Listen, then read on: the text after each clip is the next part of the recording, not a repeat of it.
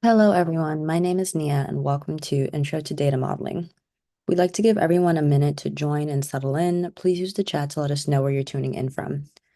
I myself am tuning in from New York City.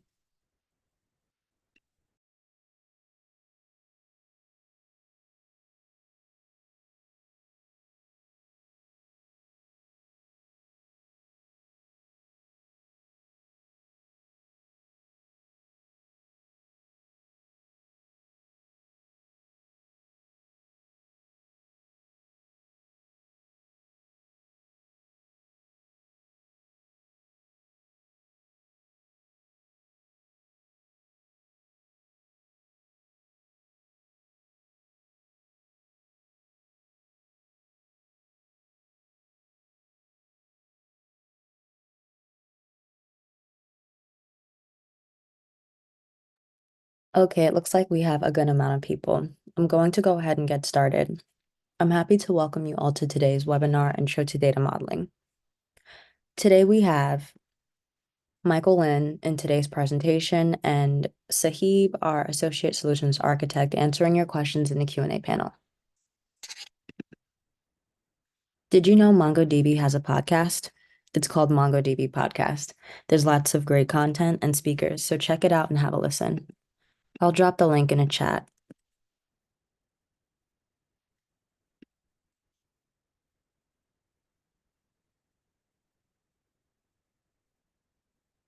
So I'm gonna go over a couple of keep quick housekeeping notes before we get started. This webinar will be recorded and shared. All participants will be muted. So please be sure to use the chat for live discussion and general comments only.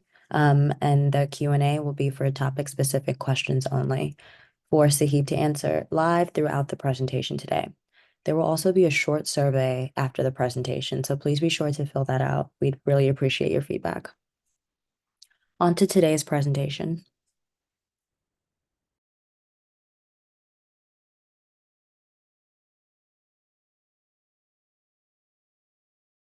What is data modeling? I know you're all joining with that question in mind, and I'm going to answer it today. We're going to take a look at the difference between RDBMS and MongoDB. We're going to look at relationships in data and how we represent those relationships through the process of linking data elements versus embedding them.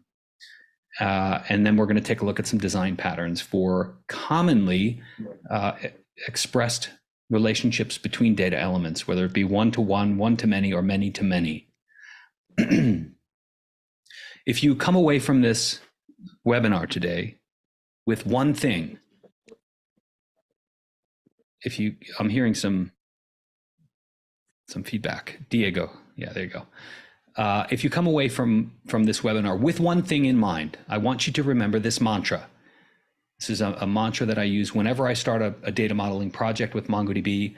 Data that is accessed together should definitely be stored together. Okay, I'm going to explain a little bit more about this as we go forward, but I'll be referencing this slide and our mantra throughout the webinar today.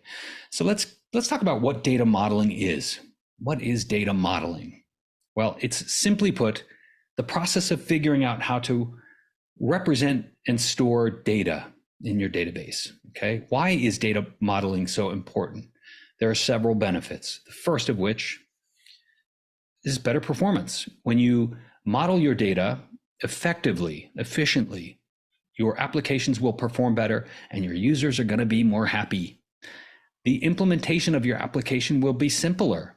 You'll lower costs associated with storing your data and managing it, and your application will have better adaptability going forward. Why then is data modeling so often overlooked when it comes to MongoDB? Well, there are several reasons, but the first is that people have this concept of NoSQL, not only SQL, and they feel like they don't have to do that data modeling exercise with a NoSQL database. Well, let's strike that term from our vernacular today. You may also have heard the term non-relational. We're going to strike that term too. We're going to start using the term non-tabular. Okay, when we talk about MongoDB being a document-based database We're going to call it non-tabular because there are no tables. And speaking of vernacular and vocabulary, here are some common phrases that I'm going to be using today in our journey to understand data modeling in MongoDB. First of which is database. It's the same in MongoDB between non-tabular, relational, and MongoDB. The second is collection. It's more common in the tabular space to call data entities stored in a table. We're going to refer to those as being stored documents in a collection. Parent-child tables in RDBMS, they become nested subdocuments or arrays. Indexes are common between RDBMS and MongoDB. And where you see a row in a table in RDBMS, we're going to refer to that as a document of fields. And then a column becomes a field, and a join in RDBMS, if you're coming to us from SQL, MySQL, one of those tabular databases, you are probably familiar with the concept of joining data because you have to be in a normalized world.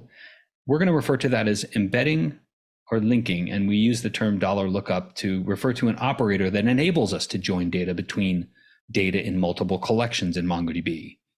So I hope you'll come back to this in the future when you are curious about some of the vocabulary that we're referencing today. There are other non-tabular databases. We're going to focus today on document databases because MongoDB is firmly in the world of document databases, although we do support additional types of indexes, but we're going to restrict our information today to document databases. So then what is a document? This is a document, and many of the programmers among you, developers, will say, I recognize that, it looks like JSON. It sure does.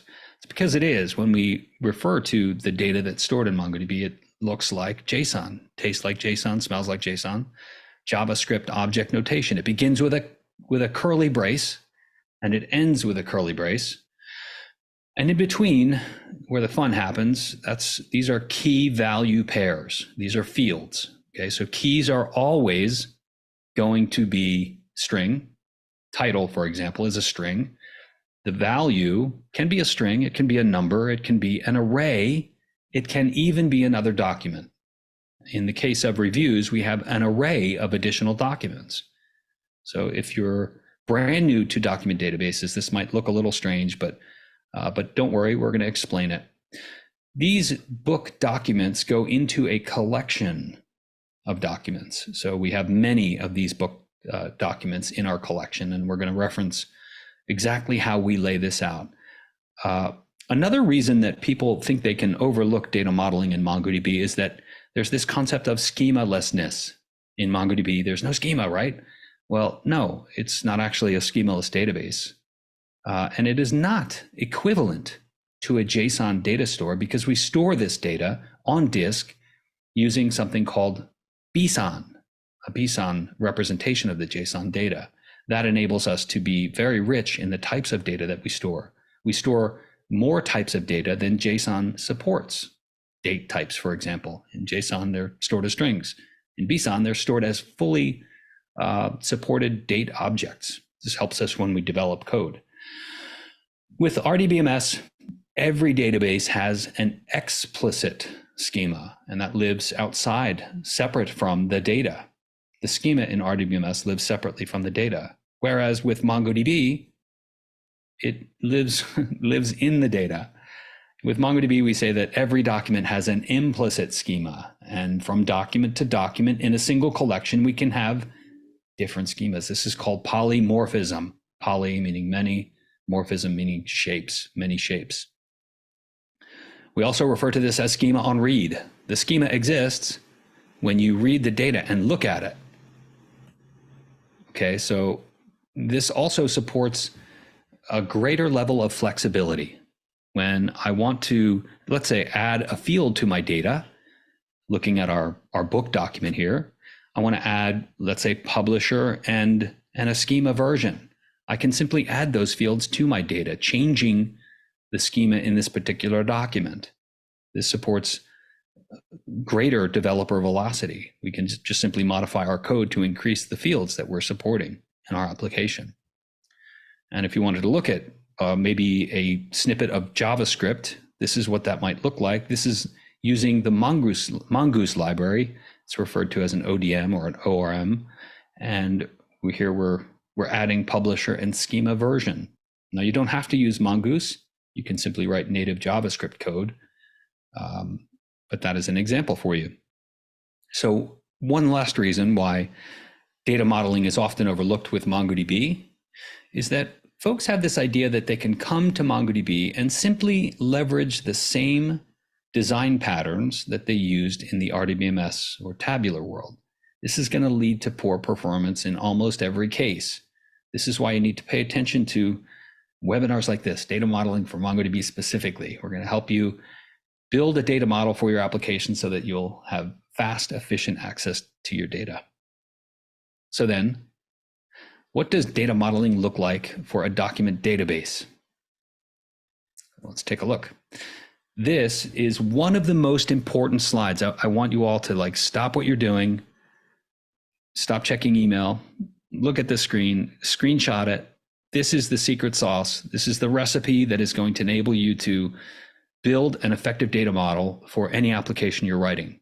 This is a generally applicable set of 5 rules.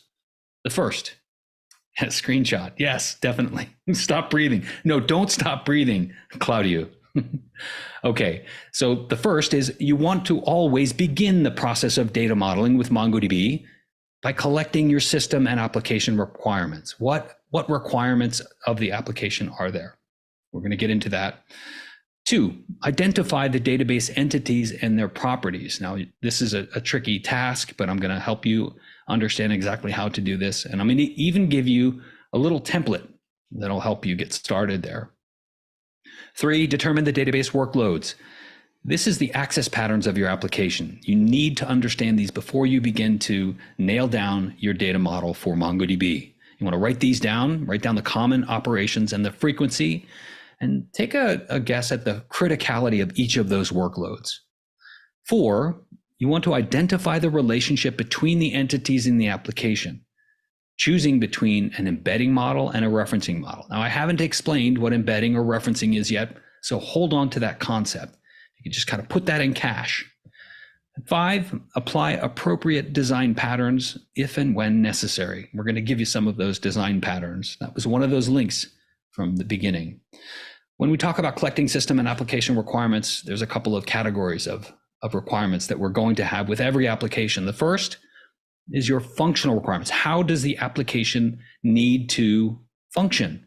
And you can look at this through the lens of the types of users that you have. Typically, we have at least 2 classes of users for every application. There's going to be regular users, and there's going to be administrators. And in today's case, we're going to call those administrative users librarians, because we're going to work on a library application. That's the lens that we're going to view data modeling through today.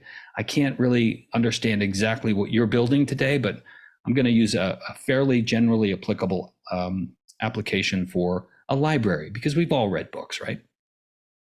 And the last category of requirements is going to be performance requirements. How much data and what are the expectations around the volumes of data and the speed? Okay. So I explained this already. We're going to be working on a library management system. We've all been to a library, or at least understand the concept of a library. Let's look at our functional requirements. Now, this is a really dense slide. I don't want you to sit here and read all of these things, but we do need to take time to examine our requirements. And as I mentioned, we have 2 classes of users in our fictional application: readers and administrators or librarians. Let's look at our reader requirements first. A reader in a library is going to want to always browse a catalog of available books. That's a fairly straightforward functional requirement. Second, view the extended details of a book, right? So if you click on a book, you want to see more details. You want to be able to reserve a book and check it out. You want to be able to see a list of all the reservations, the book loans that you've had. You want to be able to see all the books that you borrowed, and then view the details of an author. Let's look at other books that this author may have published. From a librarian's perspective, they're going to want to see a list of all reservations that have taken place and their expiration time, a list of all borrowed books, including the due date. They're going to want to filter reservations by borrowed books by user, and then they're going to want to actually execute the process of lending a book to a reader and mark that book as returned when they bring it back. So the second category, as I mentioned, is performance requirements. Let's look at our data. Now, some of this you may have, and some of this you may have to guess at, and it's okay to guess, but you do need to do some of this work before you begin your data modeling process. In our library, we have about 10,000 active readers. We have 250,000 books. Readers are going to consult the library website on a weekly basis, typically, and borrow books every month. Most readers are going to reserve and borrow about 3 books a month. These are guesses and they're estimates. Reservations can be made online through the application, but books can only be borrowed on site. And our readers rarely read more than 3 book reviews. The system we're writing is going to support reviews. Okay, I love that. We're getting some great questions in the Q&A box. Keep those coming. We're going to end in approximately 30 minutes, and we're going to answer some of these questions live. So keep those coming.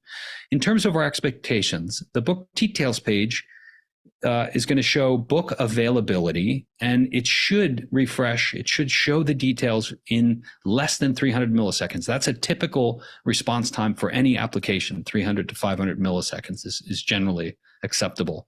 Readers should be able to reserve a book in less than 3 seconds. It's got to be snappy. We want really good response time. Librarians should be able to lend a book or mark a book as returned in less than 3 seconds. And readers should be able to see the list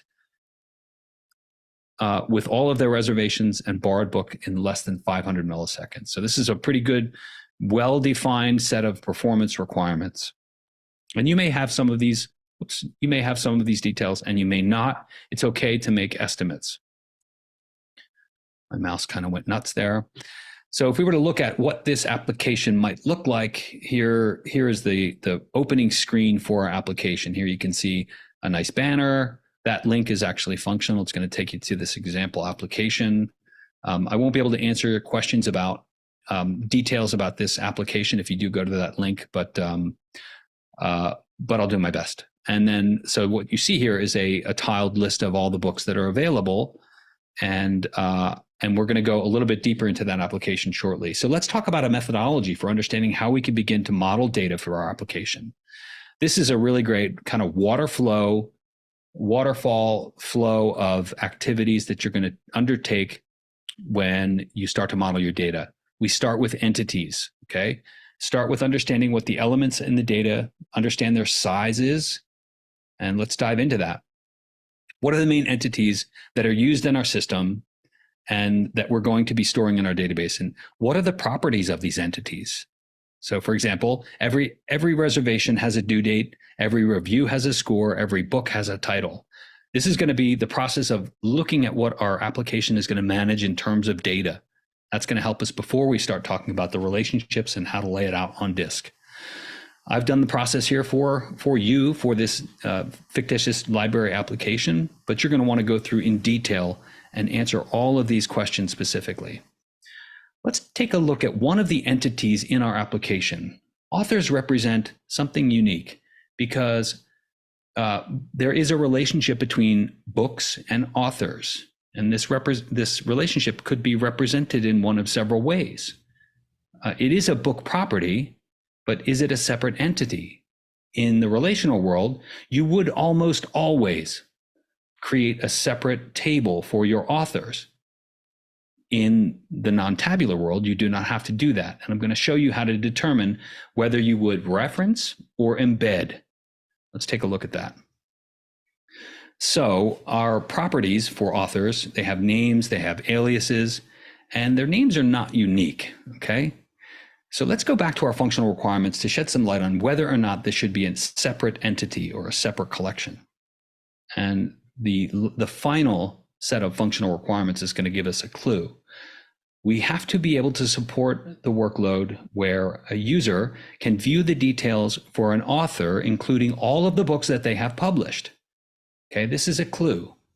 View the details for a specific author, including all their books. This is an access pattern that I'm going to show you. This is a GIF that Okay, so I'm looking at the main screen here, and I'm going to click on an author. Let's go to F. Scott Fitzgerald. And here I show all the details for that author, as well as the additional books that they published.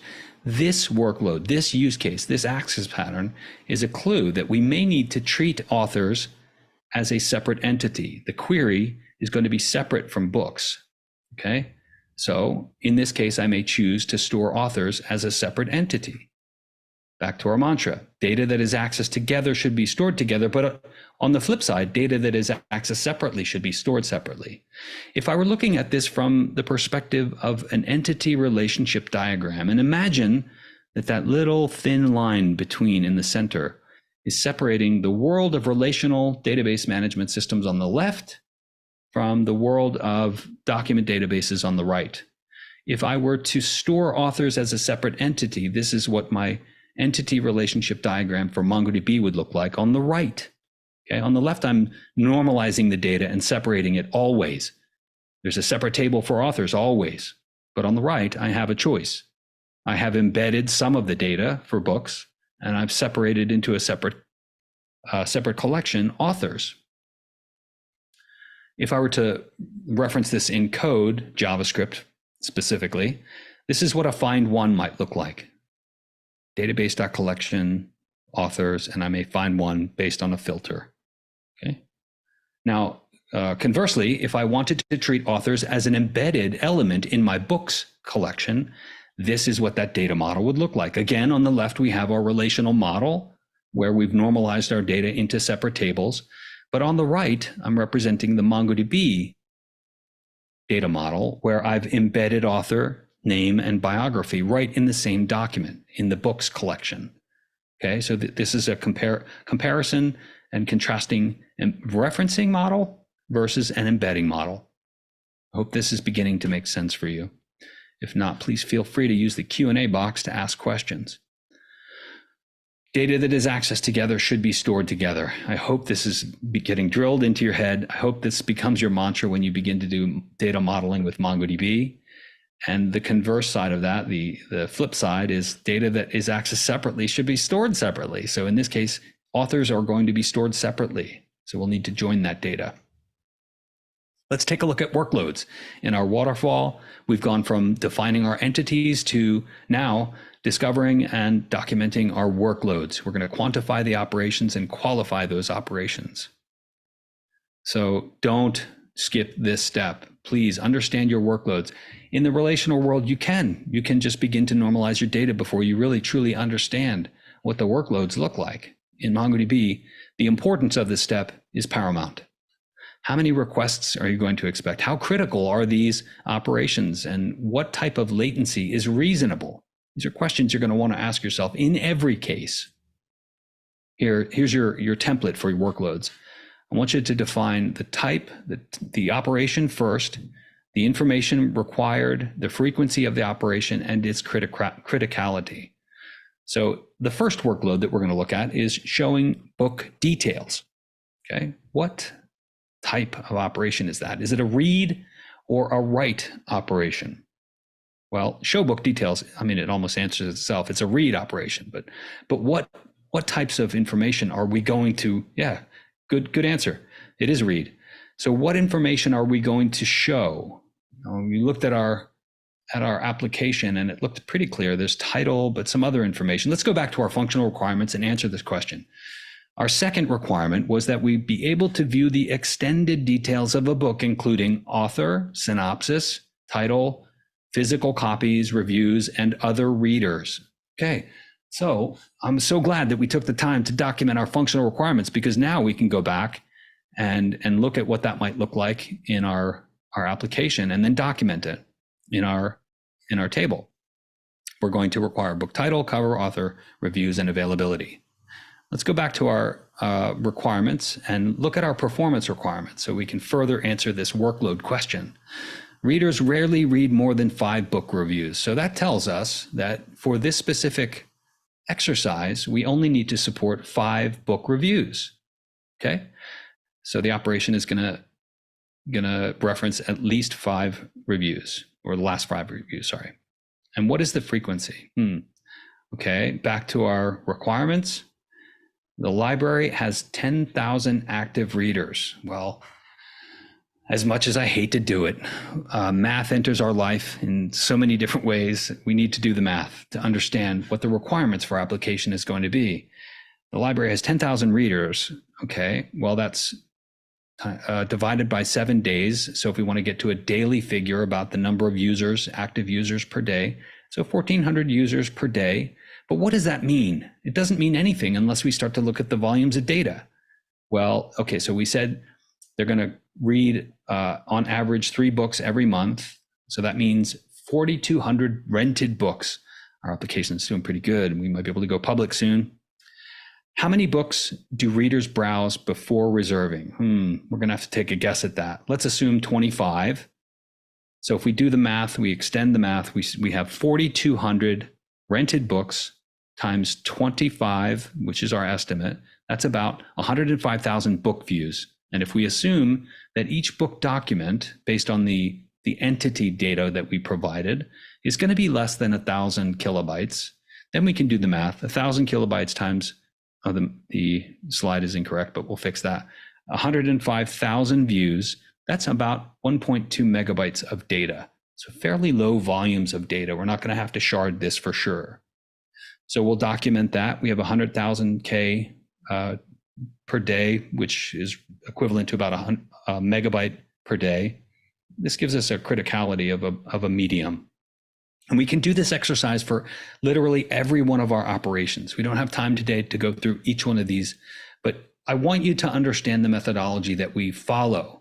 This is the data modeling methodology that we follow for literally every data modeling exercise.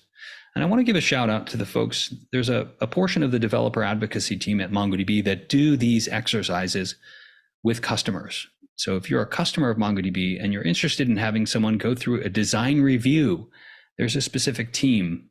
So reach out to your enterprise account executive and ask them about the design review team. And we'll go through this process with you. Let's move on from workloads to further defining the relationships. Okay, now that we understand the basic entities, we understand how those entities are used in our workloads. Now we want to understand the relationships between the data, and we can begin to bake our data model. Remember our mantra. This is so important. I'm not even going to say it. I want you guys to say it.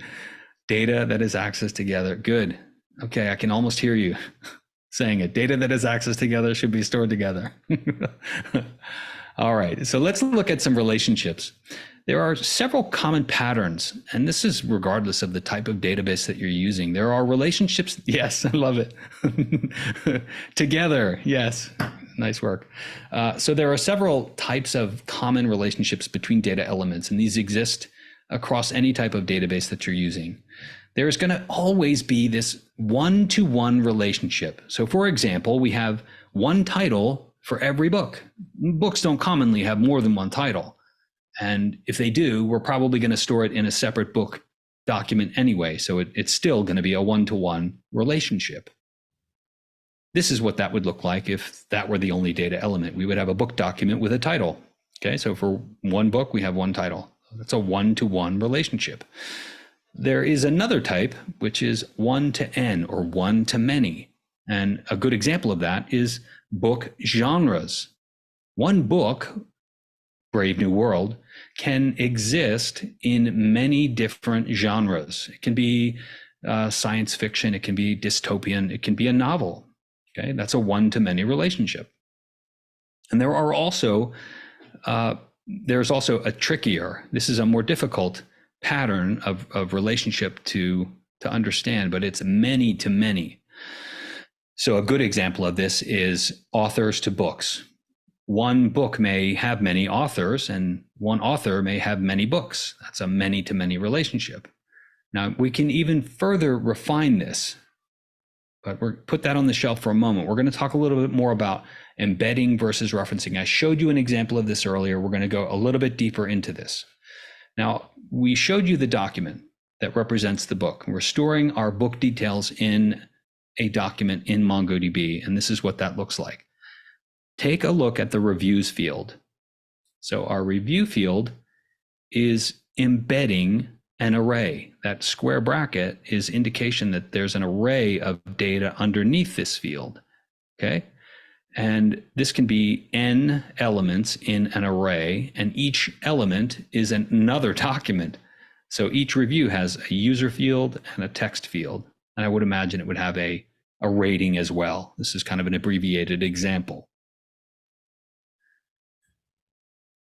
So here's our embedded field, reviews. So when we look at the one-to-many relationships, when we embed, there's several ways to represent that. We can embed on the one side or on the many side. If we embed the data on the many side, then we are going to create a separate entity for reviews. We would flip the book data model and store on the many side. And what you're seeing there is a collection of review documents which back reference the book. And I might actually include an ID in the book field. There's our embedded book reference. Now this does lead to duplication of data, which is a giant no-no in the tabular world. To normalize data is to reduce duplication, but we don't care about that in MongoDB unless it impacts our performance requirements. You can also reference on the one side, and this is what I was talking about earlier, where the book document would contain a reference to the reviews collection. So here on the one side, we have the book, which has a many side, which is a review. So the left side is going to be a collection of books, and there's going to be a unique identifier of an array of reviews in the book document, which reference elements in the review collection. So here's our embedding, our embedded reference of IDs to each of the reviews in our reviews collection. So this is a one-to-many example where we're embedding and referencing on the one side. Okay, and here's an example of referencing on the many side. Again, we flip that around where we have an ID, a book ID, and reviews contain a back reference to our book. So there's many ways to reference this. And again, the answer is, it depends. How do I know whether to reference on the one or the many side? It depends on the access pattern of your application and the performance requirements that you documented earlier. So you're always going to go back to that process of documenting your entities, your workloads, and the use case that you want to support. Now, there are some things to remember about these two ways of representing relationships, whether you choose to embed or you choose to reference. First, embedding is going to lead to a single query to retrieve all of your data. The more you embed, the less you have to read. A single operation is going to be required to update or delete data in an embedded model. This does lead to data duplication. And it also can lead to large documents. Does anybody know, I'm going to ask a little trivia question. Does anybody know the maximum document size supported by MongoDB? Yeah, right. Yes, it's 16 megabyte. Several people got it. 16 megabytes is the maximum size you can store a document. That's a pretty big document, by the way. There are ways you can use GridFS, by the way, if you want to store a set of documents larger than 16 megabytes. On the referencing side, well, there is no duplication. Okay, so you're gonna break things down. You're not going to duplicate data. This leads to smaller, larger numbers of documents. But now you have to figure out how to join that data the same way that you do in the relational world. And again, I gave you a clue earlier. The operator that you're going to want to reference is $lookup.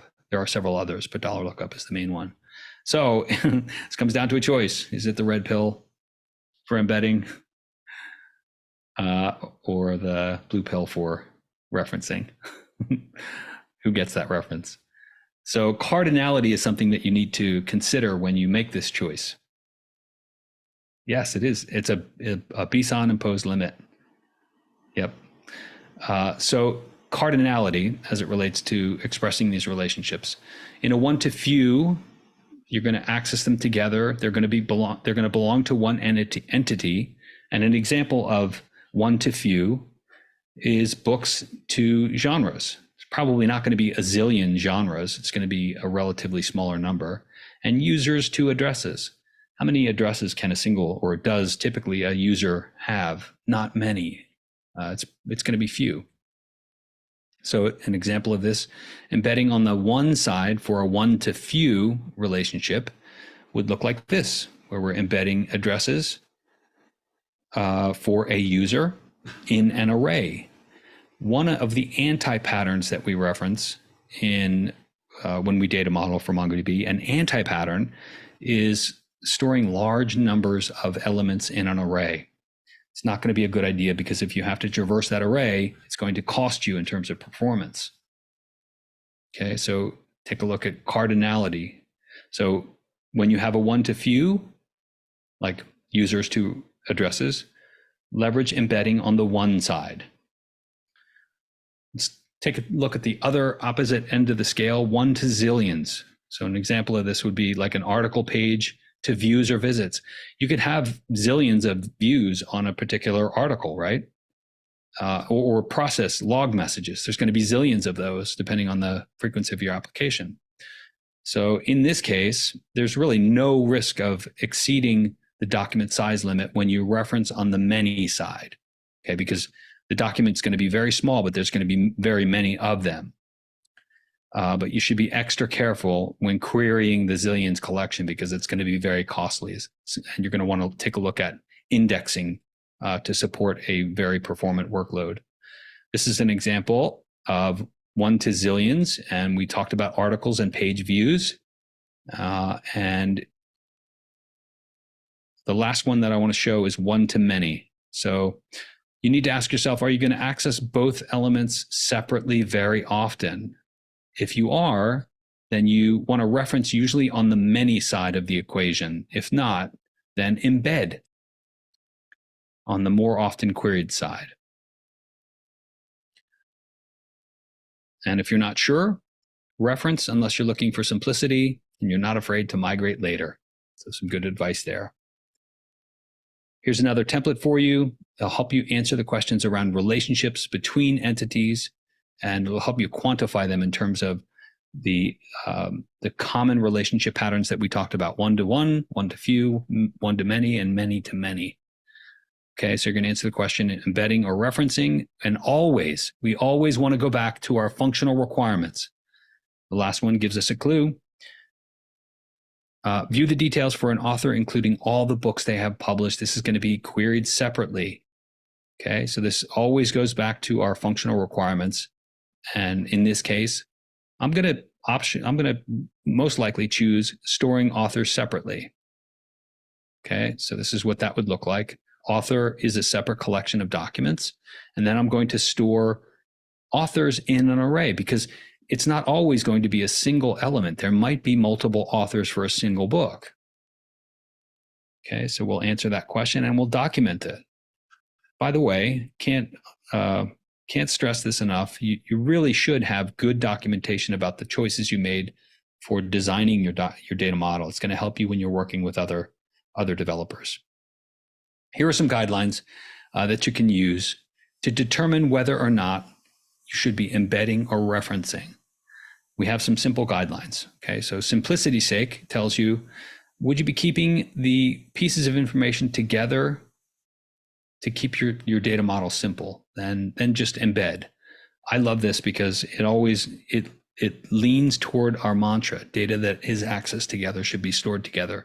We like to keep it simple. I'm not going to go through each one of these for the sake of time, but these are our guidelines. Maybe put a little bookmark in the time. We're at 40 minutes in. You can come back to this and read all of those. We're going to further define the relationships between our data elements, and we're going to document those. In our library application, we've got a book author relationship, we've got a user borrowed book relationship, we've got a user reservation and a book reservation and a book review. And here we're making, in almost every case, we're making the choice to reference rather than embed. That's not always the case, but for our specific application, that makes sense based on our functional requirements and our performance requirements. Lastly, I want to talk a little bit about the patterns, some design patterns, and then we're going to wrap and take some questions.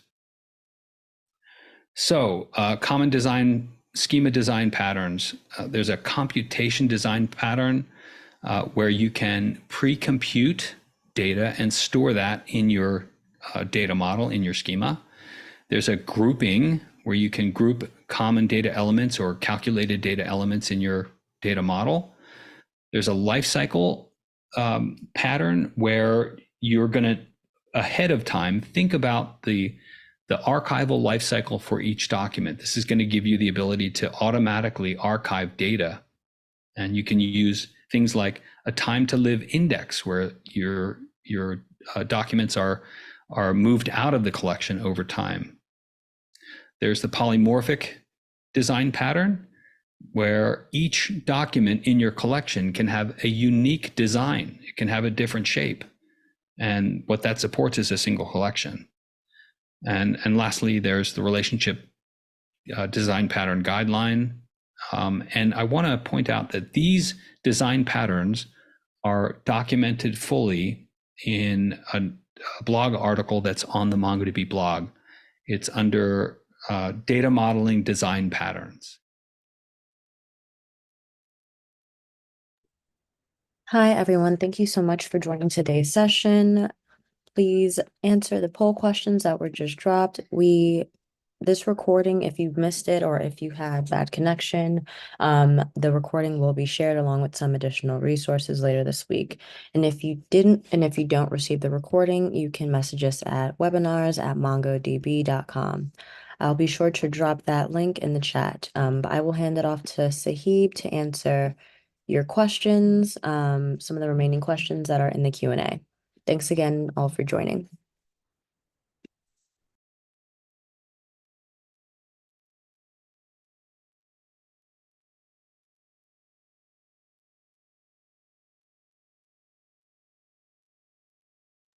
Hey everyone, so I'm going to answer just some of these live since we have this time at the end. I got a question from Alexander about dealing with problems to avoid things like data normalization, issues that you would normally see in relational databases. And so what the example given is, what should we do if the borrower suddenly changes his or her name? How do we take care of this update? So if you have multiple documents, right, that have this embedded, then yes, you would need to manually change each document's name. However, if you do linking instead, because you have the same duplicate of across multiple different documents, you can just use linking and update it once in the linked collection.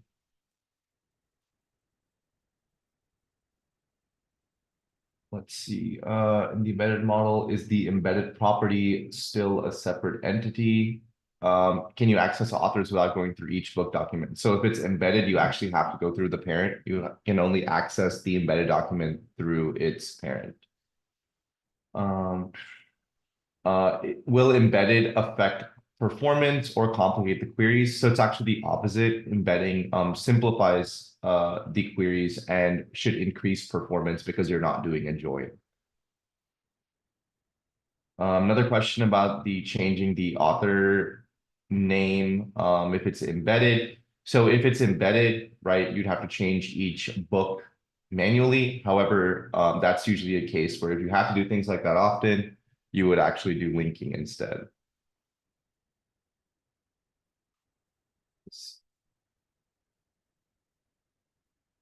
So the question is, what happens if workloads drastically change? How easy is it to make this change later?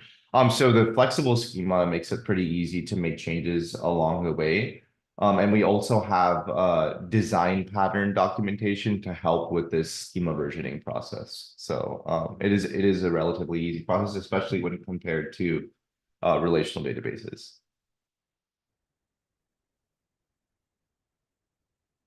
So a lot of questions about whether MongoDB, how it's helpful over relational. There's a couple of reasons why One, you're able to store unstructured data. So if you have data coming from multiple data sources, you don't have to necessarily worry about things like data transformation or normalization in order to get the data directly into the database. Because of the flexible schema, you're able to iterate faster, which is not a design goal of the rigid schema and relational. Also the developer data platform, right, where we have things like search, data federation, charts, which is our visualization tool, all built in for the document model. It just ends up saving you time to do those normal data-driven processes just in the exact same environment that you would be doing your regular CRUD operations.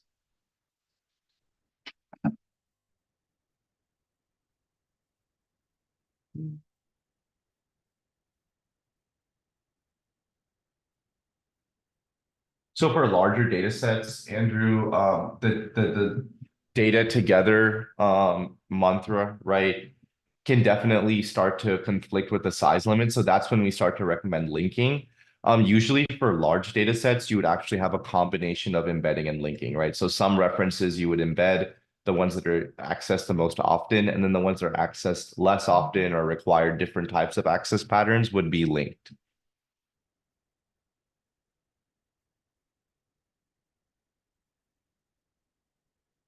So, Alexandra, the question about learning resources. So we actually have a couple. We have a developer blog.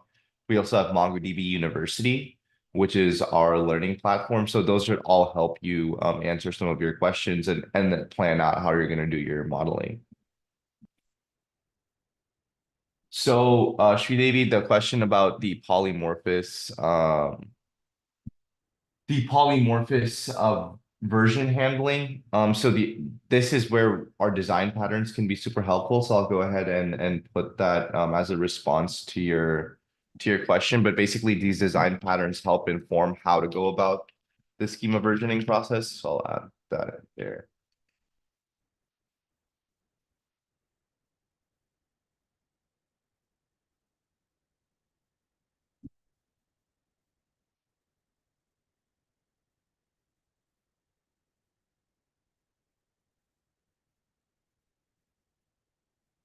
How can you identify whether an entity should have a different collection or not?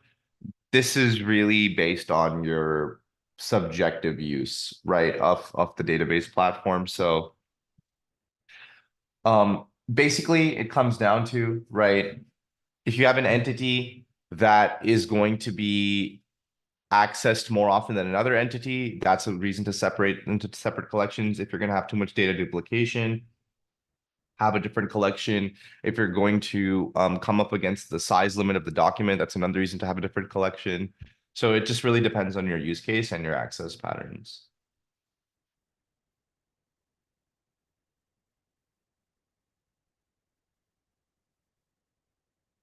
Question about multi-key indexes. Just in general, wanted to give this as a rule. Multi-key indexes are in general going to be relatively large. But in cases where you do have, right, 6 genre tags on a book, this may be necessary. And so it really just depends on the size of your data set, right? It could either be something, if you have a smaller data set, it could be something that's performant. And if not, right, then that's when you would need to maybe look at a different access pattern or modeling pattern to maintain the performance as you scale in size.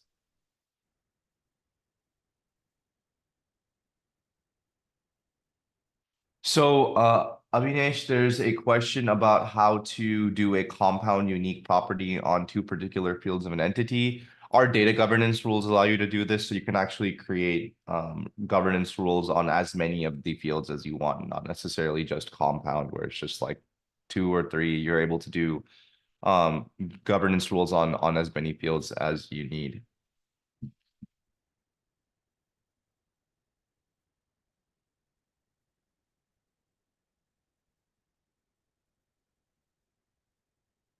So are there cases where relational databases are more performant than document databases? And the answer to this is yes, right? It's usually the case where you would choose relational over something document-based like MongoDB is if you have a lot of existing infrastructure that would just you know, you would basically be losing more time than gain simply by offloading the relational database platform. Also, if all the data sources and data syncs that are coming into and out of the database are all tabular data, and you already have infrastructure set up for this, in those cases, it also makes sense, right? If all the data is already in the same format, to keep it in that format to continue using your regular work stream. So in those kinds of cases, it does make sense to just stay on relational. But in most cases where now we're looking at more event-driven architectures, and more iterative types of application development cycles, it makes more sense to be on a document database.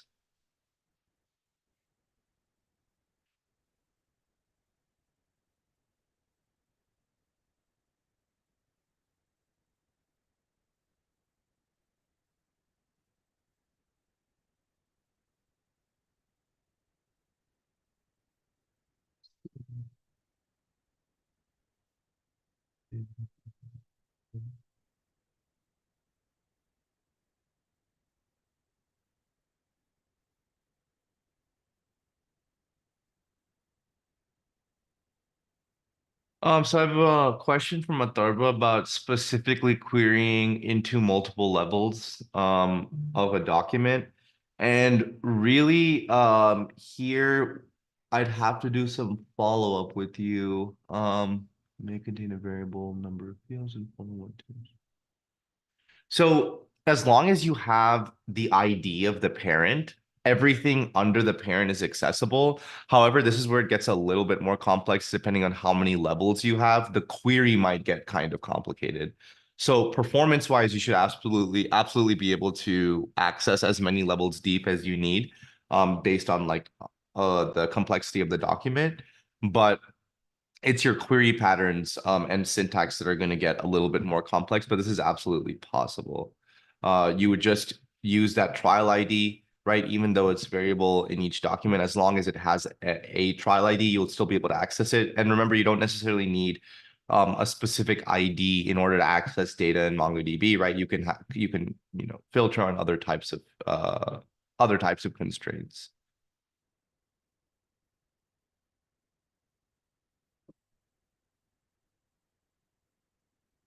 Goldie, I see you have a question about where you can find more about data governance rules in MongoDB. Let me send you a piece of documentation.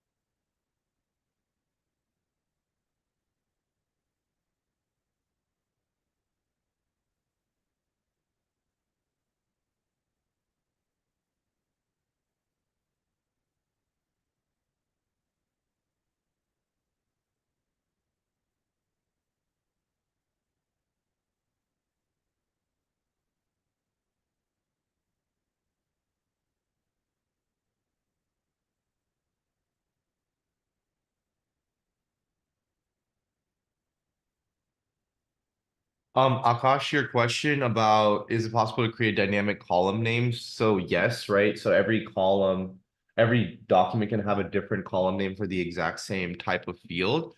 That's just taken care of by the flexible schema. So there's actually something you have to do in order to accomplish that. You just have to ingest the new data slash new column name in the new document as is.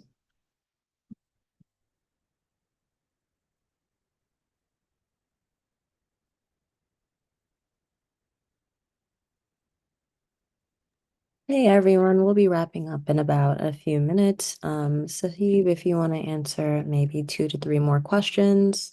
But thank you everyone for joining. I'll hand it back over to you.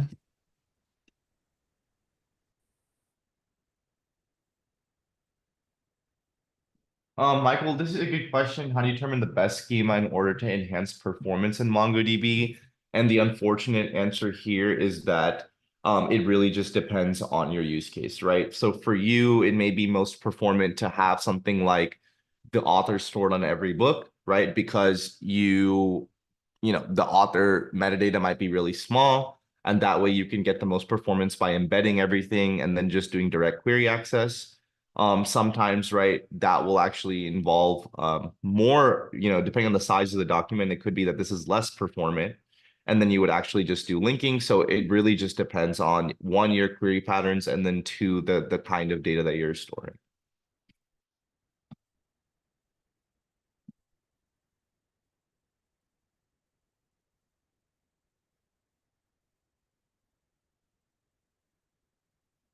So does it make my query faster to add indexes for each field of the document if I'm only querying those fields all together and I have a compound index for that? So it's a good question, Abdullah.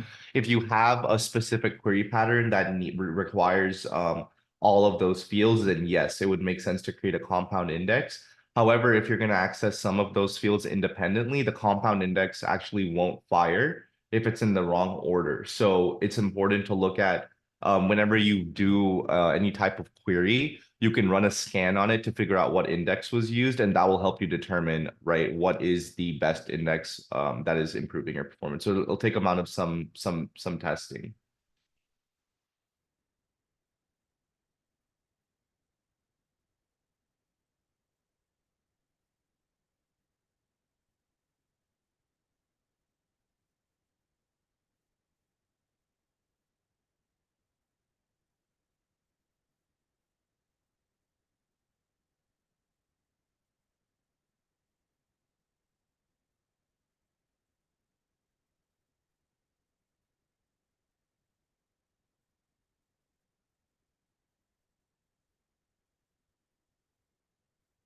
So what is the overhead of lookup references versus the overhead of having to call embedded data when needing smaller chunks of the document? It is much easier to pull the embedded data through the parent than it is for the CPU to perform a join. So lookup references will always take longer and be less performant than the overhead of just accessing an embedded field. I think we're coming up at time here. So for some questions that I didn't get to, I'm sorry, but yeah, feel free to redirect to one of our resources, right? MongoDB University, the MongoDB developer blog, and then also, right, reaching out to us. Thank you.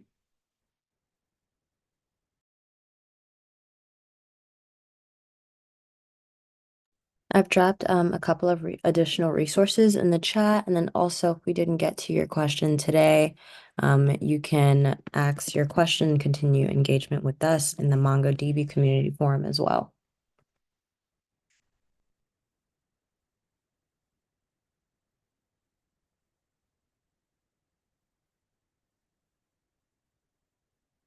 This recording will be shared later this week with additional resources. The slides will not be shared, but the recording will, so you can watch at your convenience.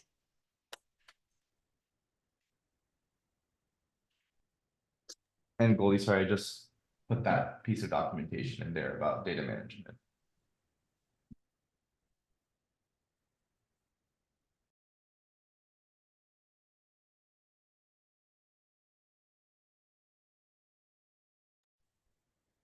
Sahib, were you able to share the doc already?